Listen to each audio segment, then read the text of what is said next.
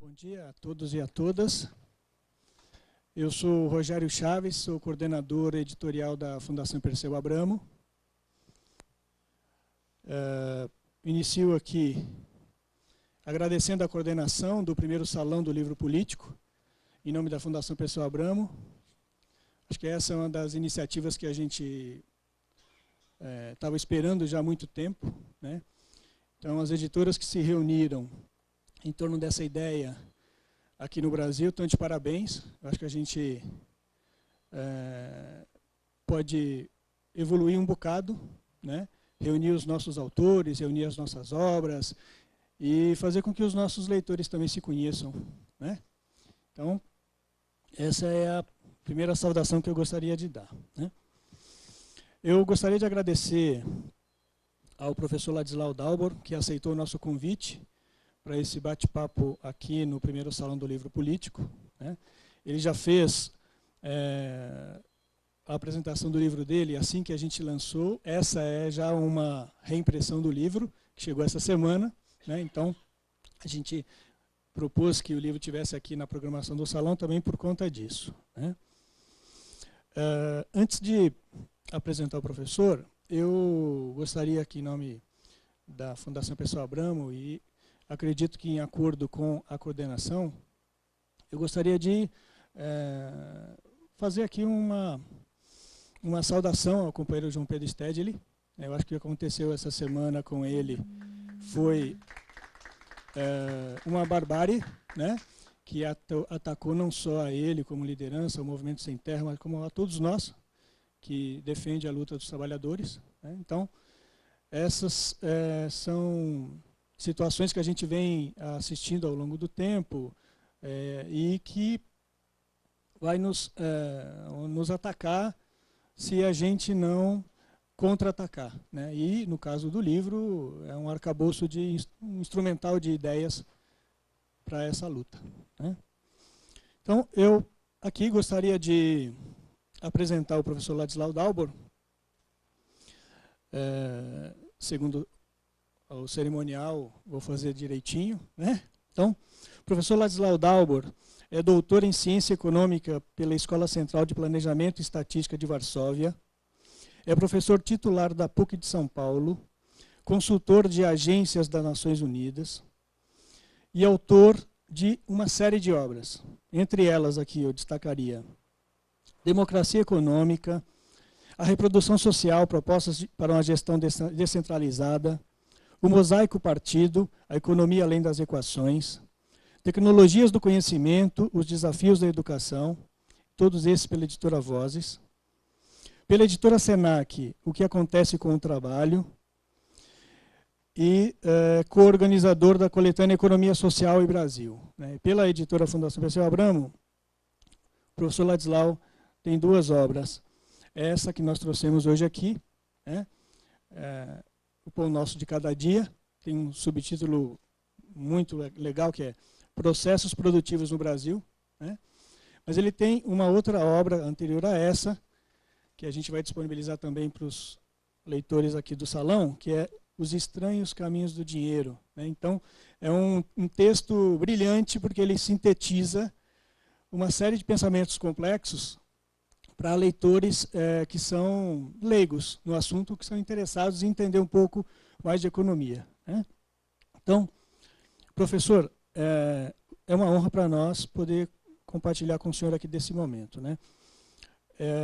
A nossa apresentação está sendo gravada, ela vai ser disponibilizada no blog do primeiro Salão do Livro Político e também no portal da Fundação Perseu Abramo em seguida, né? Professor, a ideia é que a gente converse um pouco aqui sobre o conteúdo do livro. Imaginamos que podemos trabalhar aí com 30 minutos a 40 minutos, né? E a gente gostaria que o senhor falasse um pouco da obra e, claro, a importância dela nesse momento que vivemos hoje, né? Então, obrigado.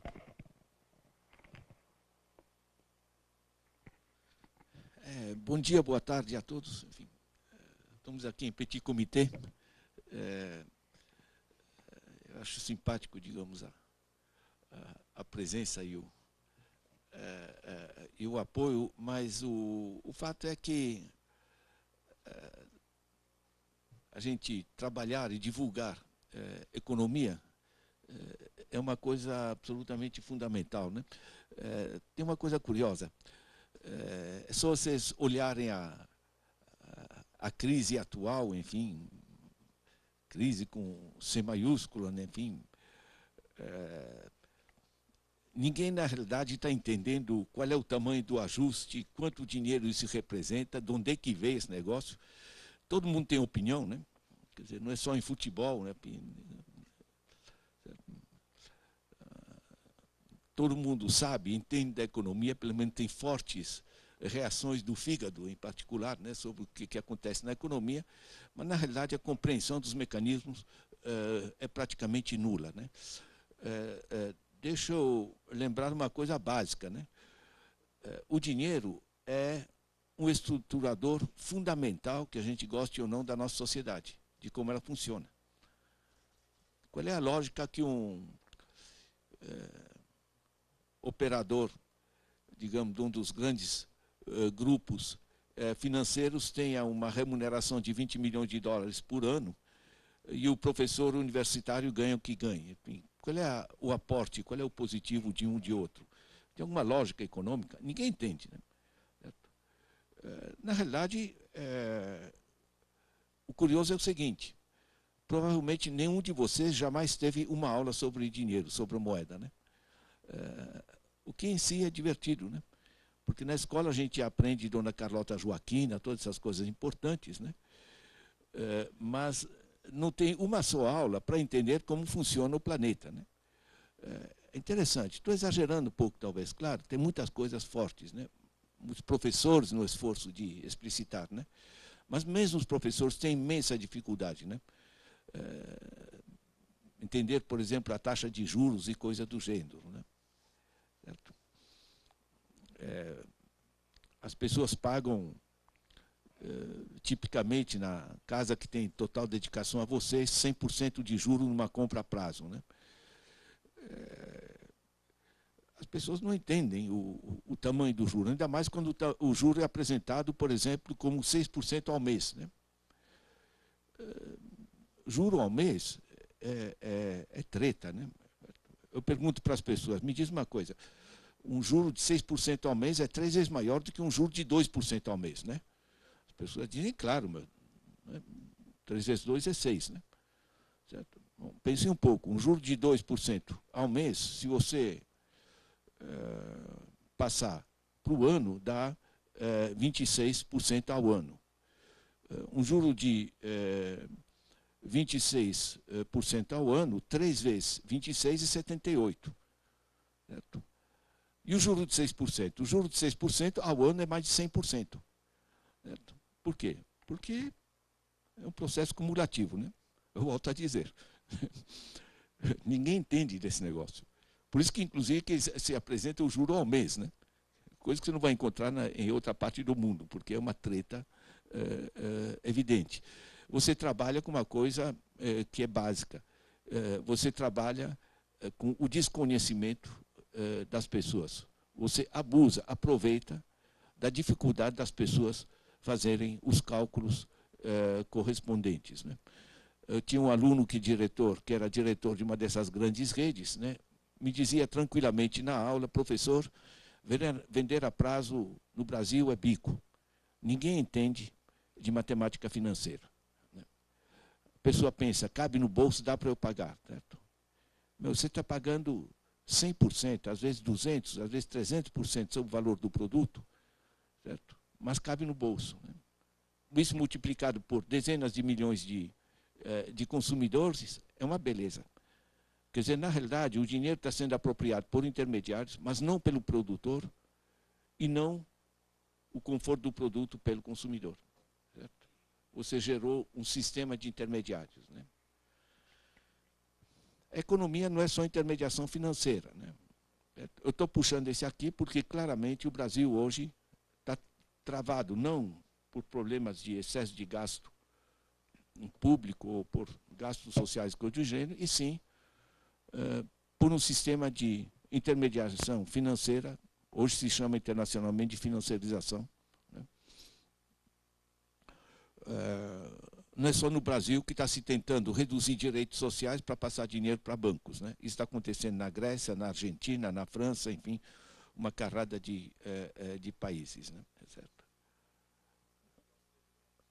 Em nome da austeridade, vamos ser sérios em termos econômicos, certo?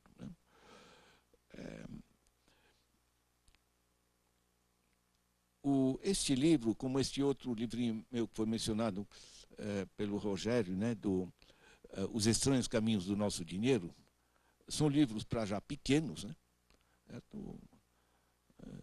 Tenho alunos que às vezes me dizem, professor, livro que fica de pé, esquece. Tem lógica. Né? Então eu faço livros menorzinhos, não ficam de pé. Enfim, isso ajuda. Mas, basicamente, se trata de fazer as pessoas entender como funciona o mecanismo econômico e como nós, eventualmente, somos depenados e como há atividades que são perfeitamente legítimas. O livrinho que eu mencionei, Os Estranhos Caminhos do Nosso Dinheiro, ajuda a entender essa dinâmica. Esse livro aqui, o Pão Nosso de Cada Dia, eu pus esse nome porque essa é a nossa vida, ganhar o pão nosso de cada dia. Certo? E como é que funciona? Certo? Uma vez mais, ninguém nunca teve uma aula sobre isso. O que é curioso, né? Certo? Porque nós saímos da escola e vamos passar o resto da nossa vida ganhando o pão nosso de cada dia. Certo? Quais são os setores econômicos? É capitalismo, é cooperativismo, é socialismo, enfim, os ismos baixam, em geral, na cabeça da gente, baixam da cabeça para o fígado direto. Né? Adoro, odeio, enfim, essas coisas. Né? As grandes ideologias são um substituto maravilhoso para a inteligência, para a compreensão. Né? Em termos políticos, no Brasil, o brasileiro está acostumado a identificar quem é o culpado. Uma vez que identificou o culpado, aí ele pode xingar à vontade, bater panelinha, eventualmente tomar cerveja e amendoim, está tranquilo, está esperando que desapareça o culpado. Né? É muito legal, porque você culpabiliza e o sistema sobrevive. Certo? E não muda nada, evidentemente. Daí a importância da gente explicitar os mecanismos. Esse trabalho é feito numa linha de pesquisa que a gente tem com Carlos Lopes, das Nações Unidas, com Ignacio Sachs, da Escola de Altos Estudos de Paris, com uma série de gente, com Hazel Henderson, Ellen Brown e outros nos Estados Unidos, com Deepak Nayar na Índia, né? Em que a gente trabalha o conceito de economia mista. Basicamente é o seguinte, não dá mais para pensar um só esquema que funcione, um ismo, né? Seja ele qual for, liberalismo ou o que for. Para a produção de camisetas, deixa o mercado resolver. Um cara inventa uma camiseta, um negócio bacana, vai ter sucesso. Como vai ter sucesso, vai ganhar grana, logo vai aparecer outro para fazer uma camiseta parecida, também vai ganhar grana, o preço vai voltar a baixar. Enfim, essas coisas de mercado funcionam. Não funcionam para determinadas áreas. Você vê fazer saúde com o mecanismo de mercado? Espera aí. É diferente saúde e camiseta? É. Camiseta eu compro. Um indivíduo produz. Uma pequena empresa. Certo? Saúde não. Saúde é uma forma de organização social. É acesso à água limpa, é redução da contaminação do ar pelos veículos, é um sistema de saúde preventiva, é o controle dos alimentos que põe excesso de gorduras trans, coisas do gênero. Né? Eu não compro minha saúde. Né? E banco? Banco é diferente ainda. Né? O banco não está trabalhando com o dinheiro dele, está trabalhando com o nosso dinheiro. A gente é pago por um banco, então a gente tem que ter a conta. Né? A gente tem que ter o dinheiro em algum lugar seguro, então não vai pôr debaixo do colchão, a gente coloca em banco. E como o banco tem o poder, digamos, de brincar com esse dinheiro, que não é dele, o banco tem que receber uma autorização, uma carta patente do Banco Central, dando certas regras do jogo que ele pode fazer. Regras do jogo que no Brasil deixaram simplesmente de existir, que no nível mundial deixaram de existir a partir de 1999, é muito recente. Certo? É o vale-tudo geral, pode fazer especulação com commodities, jogar o preço do petróleo para cima, para baixo, pode gerar ou reduzir a inflação, certo? E brincam muito com essa variação de preços, e pode colocar os juros que quiserem e apresentar os juros, por exemplo, ao mês, para as pessoas não entenderem qual é o juro real que está sendo pago. Certo? Portanto, eu pego um produtor de camiseta, vai ter uma lógica, é legal o mercado funcionar nisso. Certo? Eu pego, portanto, setor de produção material, né? Eu pego de bens e serviços, eu pego a saúde, que a área de políticas sociais funciona de maneira diferente, né? Aí você tem educação, cultura, segurança, tudo isso, né? Certo?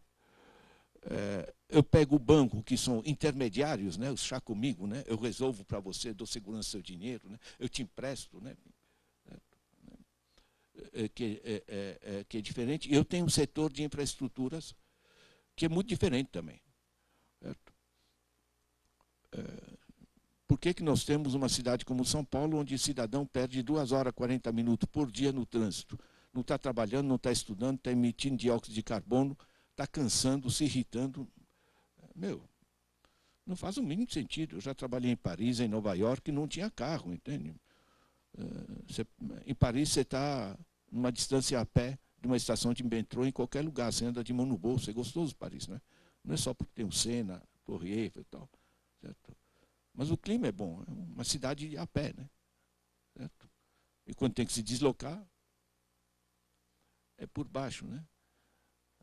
E por que nós estamos nessa merreca de 74 quilômetros de metrô, que é um negócio completamente ridículo? Paris é pequena, tem 400 quilômetros, certo? Porque aqui é empurrar carro, né? E toda atividade pública, né, de grandes infraestruturas é mais uma faixa na marginal, é mais um viaduto, né? Enfim, a gente diz que o viaduto é a linha mais reta entre um engarrafamento e outro, né? Então a gente não sabe como funciona o transporte, a mobilidade urbana. O metrô de Paris é inaugurado em 1900, né? Já dava para, né, se atualizar um pouco, né? Xangai começou o seu metrô em 94, portanto, 20 anos depois de nós, hoje tem 420 quilômetros, né? Certo? Que é mais ou menos o tamanho de São Paulo, né? Certo? Infraestruturas, você tem que planejar, porque se articula transporte de mais de superfície, corredor de ônibus, transporte subterrâneo, metrô, coisa do gênero, articulação com redes ferroviárias periurbanas, certo? E sim também, porque não o carro, né? Mas o carro não... Gente, o carro não é um drama em si, né? O drama é, numa cidade como São Paulo, 6,5 milhões de pessoas, todo mundo querendo chegar na mesma hora, no mesmo lugar. Se cada um pega um carro, meu, esquece. Né? Quer dizer, isso é a cretinice, entende? Eu trabalhando em outras metrópoles de diversas partes do mundo, nunca pensei de pegar um carro que vou lá, vai todo mundo junto, então leva 1 hora para chegar, depois o carro fica entulhando as ruas durante 10 horas, aí depois todo mundo na mesma hora voltando. Gente, comprar um sorvete e meter na testa, né? Tem que um negócio. Aí diz, meu Deus, o governo está subsidiando o carro. Meu, o direito a ter o carro, toda a família no Brasil vai ter seu carrinho. Né? É legal sair para a praia com as crianças, fazer uma compra, sair para um cinema à noite. Mas isso uma cidade absorve sem nenhum problema, como absorve em tantas cidades do mundo. Agora, não os grandes movimentos, o triângulo diário, enfim, escola, residência, trabalho, enfim, que está todo mundo, digamos, para os mesmos lugares, basicamente, ou nos mesmos horários, né? Veja bem, o que eu trouxe aqui? Eu trouxe um exemplo de camiseta, legal, pequena empresa, mercado, coisa assim. Eu trouxe exemplo de saúde. Saúde tem que ser políticas públicas e muito capilar, porque é diferente, né, nós precisamos de saúde. E é muito preventivo, ou seja, tem que ser políticas sociais, e aí ele tem que ser muito articuladas com movimentos sociais. Se vocês olham os movimentos sociais, ONGs, tudo isso, aí está onde? Está na área das políticas sociais, gente. Saúde, cultura, habitação, segurança, meio ambiente, todas essas coisas estão onde estão, porque ali funciona melhor com o controle da própria população, né? Certo? Então é diferente camiseta, diferente a saúde. Saúde, digamos, conjunto das políticas sociais. É diferente também o banco, os grandes intermediários da área comercial, jurídica, etc. Se você não tem controle e regulação, você vai depenar a população para gente que não produz nada, certo? Então tem que ter outro sistema de gestão.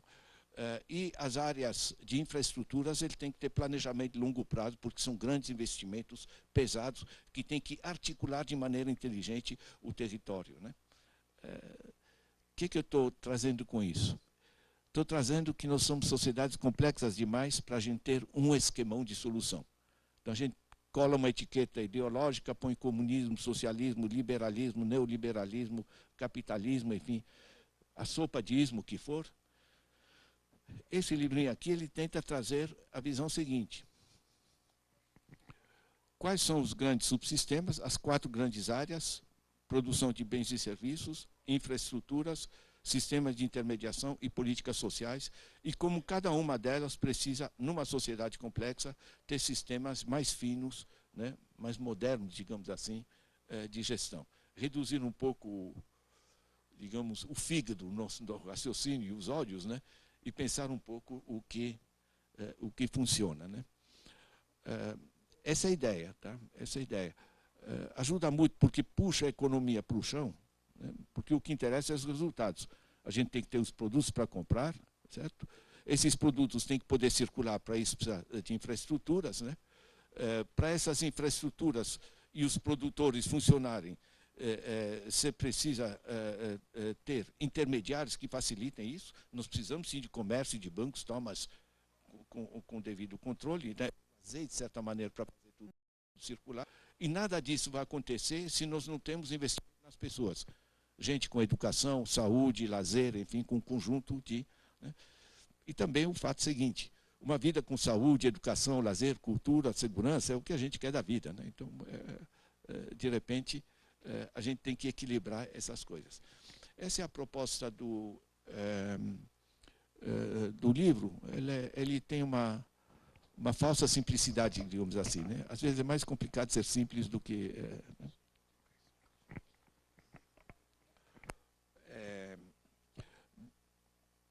Deixa eu dizer que esse livro está online, né? Está no meu site, está no site da Perseu Abramo, né? No meu site, vocês põem Ladislau ou põem Dobor no Google, vocês caem no meu site, enfim, hoje ninguém se perde, né, nessas coisas. A ideia não é substituir o livro para o escritor, eu leio o livro no papel. Agora, como tantos autores, a gente acha honesto uma pessoa poder folhear o livro sem gastos no seu computador, no seu celular, ou o que seja, ver se é aquilo mesmo que ele quer, aí ele compra, né? Todos os meus livros estão disponíveis de graça online e continuam vendendo, né? Eu tenho livros com 15 edições, livros com 8 edições e continuam vendendo.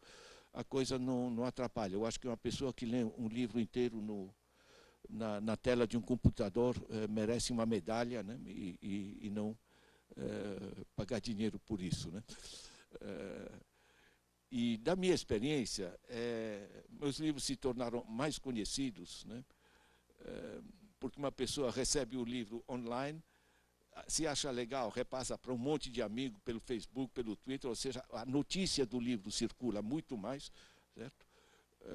E muita gente acaba comprando, né? A gente tem que sair fora desses gritinhos ideológicos, meu Deus, de graça, enfim, tal, pirataria, né? Enfim, na realidade, nós estamos entrando num mundo que se organiza de maneira diferente, que articula o papel e o sinal magnético, né, que articula disponibilidade online e bibliotecas pessoais. Não há nenhum drama nisso, e sim, pelo contrário. É isso aí, viu? Não vou reproduzir o livro aqui, porque, enfim, vai demorar muito, né? Queria agradecer muito aos heróicos participantes que estão aqui. Faz parte, viu? A gente vai para reuniões pequenas, algumas são muito grandes, né? Mas essa batalha para a gente introduzir não só cultura, mas introduzir uma economia funcional, não de especialistas de economia que falam economês uns para os outros e apresentam aqueles gráficos e dão uma impressão externa de seriedade. Certo? Na realidade, a gente precisa dar instrumentos para muito mais gente entender do que se trata e começar a se defender, né? É isso aí, obrigado.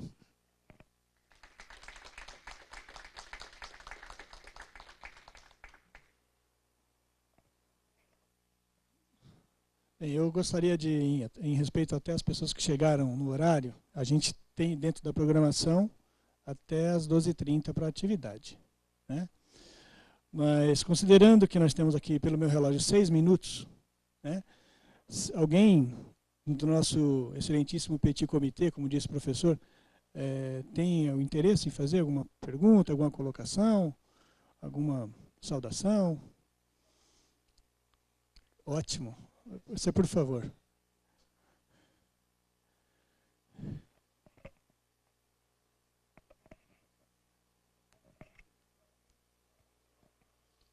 Boa tarde, meu nome é Vitor Marques, sou professor da Universidade Federal do ABC. Ladislau, já nos encontramos em alguns outros momentos, em Fortaleza, por exemplo, não sei se você recorda, já trocamos algumas ideias. E já que nós estamos aqui num grupo pequeno também, vou te propor alguns assuntos para a gente debater, conversar um pouco também, né? Tem um livro seu que para mim é muito, muito caro, eu tendo a lê-lo todo ano, que eu acho que ele está se tornando cada vez mais urgente e necessário, que chama Democracia Econômica, uma coisa assim, algo do tipo. Democracia Econômica. E nele você relata uma série de experimentos no Brasil ou fora do Brasil, com formas diferentes de organizar a produção, de organizar o trabalho, as trocas, que, embora pareçam experimentos locais, na medida em que eles se conectam, eles dão um vislumbre do que seria possível um futuro, né, uma outra sociedade. Eu acho que um assunto agora que cada vez está mais em voga, e eu penso que nós, que nos identificamos assim, tradicionalmente com o campo da esquerda, deveríamos prestar atenção cada vez mais nisso, é o desenvolvimento das tecnologias digitais e da organização em rede, e a possibilidade que isso tem de impactar o lugar do trabalho, a forma da gente de trabalhar e a forma da gente de produzir, né? Então, o fato de que hoje a informação passa a ser um dos elementos centrais da produção, e a informação, por excelência, né, pela sua essência, ela não é escassa, ela pode ser replicada e compartilhada. E, na verdade, hoje até essa geração que já nasce conectada, já nasce na rede, eu tenho sentido, as pessoas mais novas hoje elas têm menos apreço pela posse, sabe, Ladislau? É uma coisa interessante. Elas têm, quer dizer, pela propriedade, para elas é importante o uso. Então, tem uma série de esquemas de compartilhamento que hoje a moçada está... Né, isso também nos...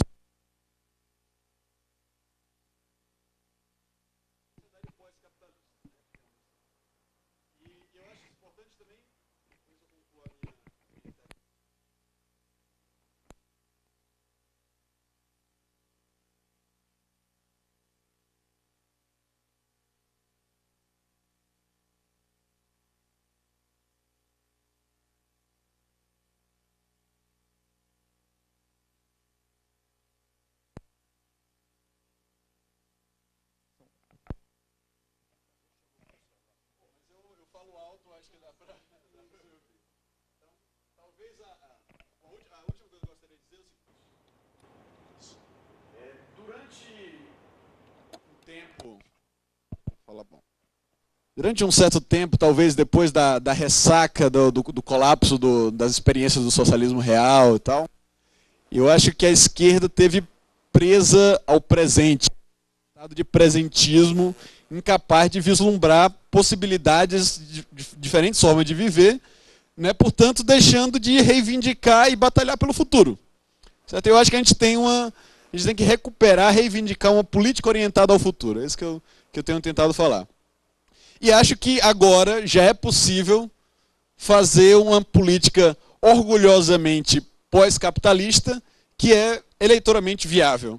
Eu termino para falar, termino com isso para chamar a atenção de um fenômeno político muito interessante, talvez até esquisito, que é desses velhinhos socialistas que arrastam multidões, né? Aqui a gente conhece o caso do Pepe Mujica, né, que de repente vai falar e reúne 30 mil brasileiros para ouvi-lo, mas esse fenômeno chegou na Inglaterra e chegou nos Estados Unidos.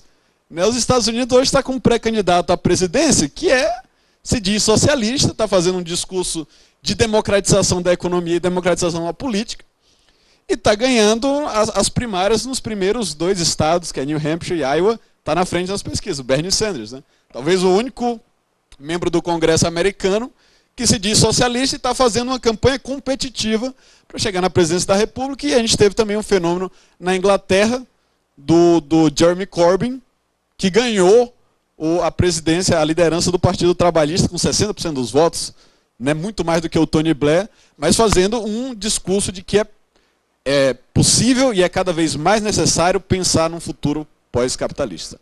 Então, Ladislau, as minhas dois pontos é esse, quer dizer, digamos assim, 3 pontos. Como pensar experimentos de democracia econômica envolvendo tecnologia digital para reorganizar o trabalho, reorganizar a produção, como isso nos permite vislumbrar uma política orientada ao futuro e como, de certa forma, isso pode até ser eleitoralmente viável, como esses exemplos da Inglaterra e nos Estados Unidos estão nos mostrando. Obrigado.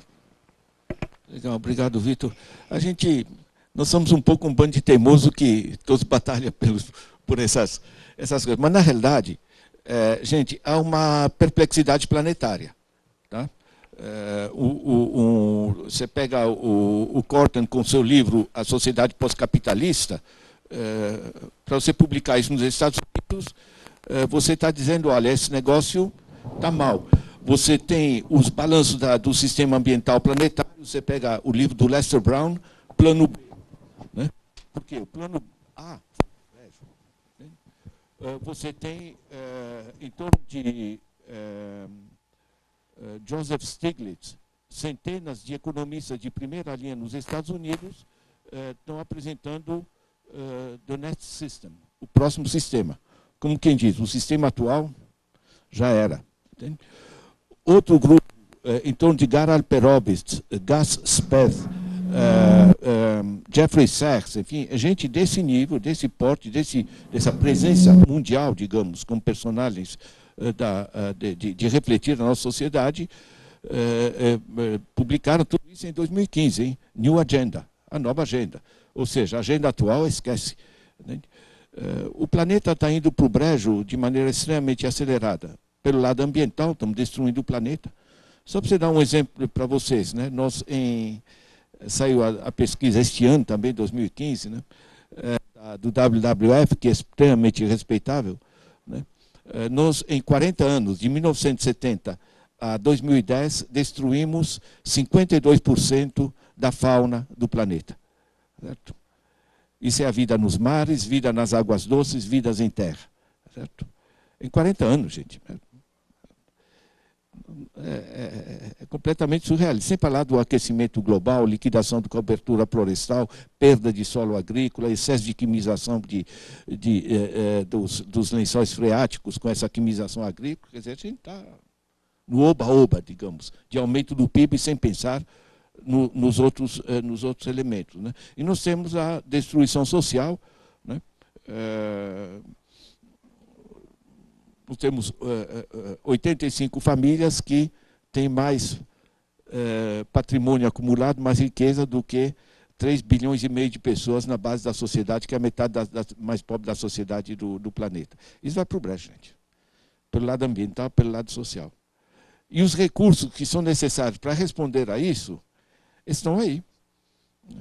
Nós temos cerca de 30 trilhões de dólares em paraísos fiscais, que não estão fazendo nada. Estão rodando na ciranda financeira, certo? Ninguém sabe quanto é 30 trilhões de dólares, mas pense o seguinte, isso é dado de 2012, em 2012 o PIB mundial é 73 trilhões. Certo?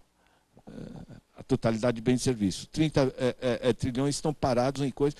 Esses 30 trilhões poderiam estar servindo para financiar a reconversão tecnológica que permita parar de destruir o planeta e organizar a inclusão produtiva, digamos, desses 4 bilhões de pessoas que o Banco Mundial educadamente diz que não têm acesso aos benefícios da globalização. Né? Uma forma elegante, né, de dizer que são pobres. Né? E isso, digamos, na realidade, nós temos esse tripé, a dinâmica ambiental, a dinâmica social e a dinâmica financeira que se apropria dos recursos e não responde às necessidades. Então, quando a gente sai fora do esquema, dos ismos, e tenta pensar o que funciona, né? Aí a gente é obrigado realmente a baixar para o chão, né? Certo? E aí esse é o tipo dessa proposta, né? De certa maneira, quando a gente pega o Fórum Social Mundial e diz um outro mundo é possível, a gente tem que ir um pouco mais adiante. O outro mundo é possível como? Certo? Ou seja, uma outra gestão tem que ser possível. Certo? É perfeitamente viável eu tributar, por exemplo, lucros e dividendos que no Brasil não são tributados, em outros países são. Certo? Tributar a herança, que é uma tributação elevada, que repassa o dinheiro de geração para geração, certo? Quando no Brasil é uma merreca quase inexistente. Nós estamos, grandes grupos internacionais, usando o solo e a água que o Brasil tem, né, para exportação praticamente sem pagar imposto. Não existe imposto sobre a terra, né? Nós temos uma coisa que se chama ITR, Imposto Territorial Rural, que é uma ficção científica, certo? De repente, se esses caras são obrigados a pagar a terra, eles começam a reinvestir na terra, a valorizar um pouco as coisas, não apenas encher de química, destruir, fazer as queimadas e depois busca outro lugar para continuar o seu cultivo. Né? Quer dizer, há lógicas. Né? E a lógica do funcionamento é esse livro aqui. Essa é a resposta.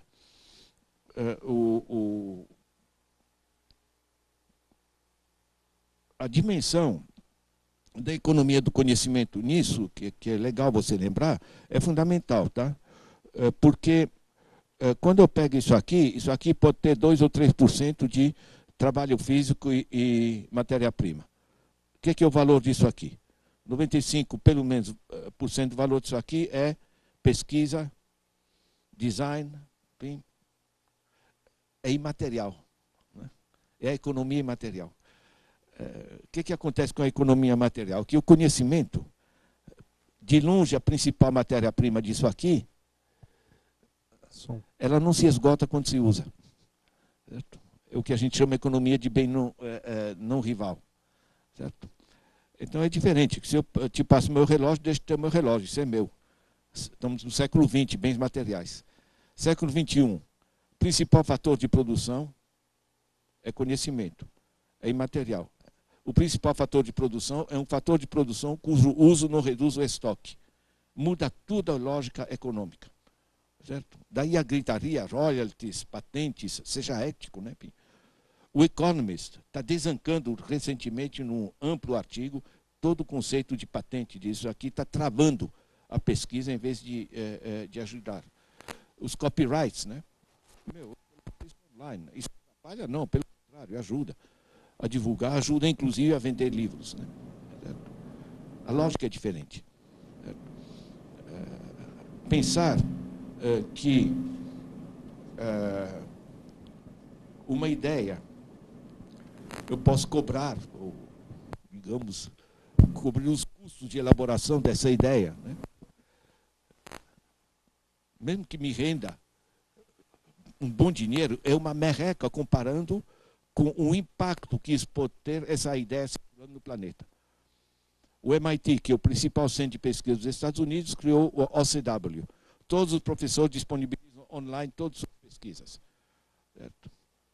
Fizeram um balanço em março do ano passado, mais de 50 milhões de textos científicos apropriados em diversos lugares do planeta. Já pensaram o enriquecimento do planeta que isso significa? Certo? Gente, não é só isso aqui. Qualquer pequeno agricultor precisa de inseminação artificial, técnicas de análise de solo, sistema de conservação da água, etc, etc. Certo? A lógica está mudando. Certo? Eu gostaria que vocês se interessassem, esse meu outro livro, Democracia Econômica, está online também, foi editado pela editora Vozes. Eu pego quais são os grandes eixos de mudança, porque as coisas estão mudando muito rapidamente. Né? As coisas estão mudando rapidamente e eu vou precisar cuidar da vida. Queria agradecer muito a vocês. Leiam, se divirtam. Os meus livros, francamente, são legíveis. Como eu disse, nem sempre é simples. Tá? Quando você não entende a coisa, você tem que enrolar muito.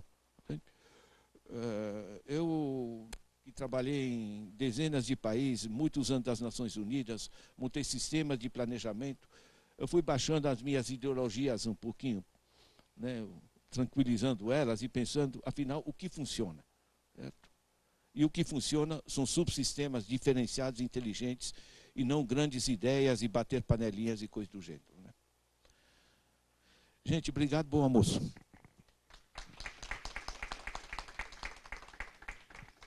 Professor, a gente queria agradecer novamente a participação do senhor, agradecer aos companheiros e companheiras e esperar que esse nosso conteúdo possa mover algumas multidões e criar algumas ondas. Né? Muito obrigado, professor.